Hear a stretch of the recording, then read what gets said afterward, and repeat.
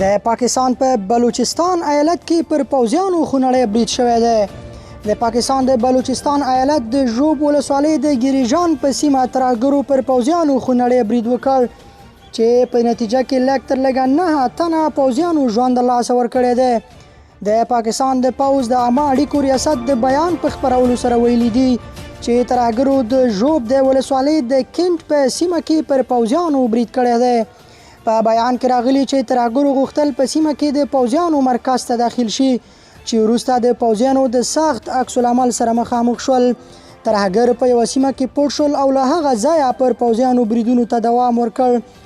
ویل کېږي دا برید د 15 تنو ترهګرو لخوا شوی دی چې 3 تنه یې له منځه وړل شوي او پاتې 2 تنه یې د چاڼیزو عملیاتو په ترڅ کې ووژل شول. په دې پیښه کې چې لومړی 4 تنو پوځیانو ژوند له لاسه ورکړی و او 15 تنه ټپیان شوي وو.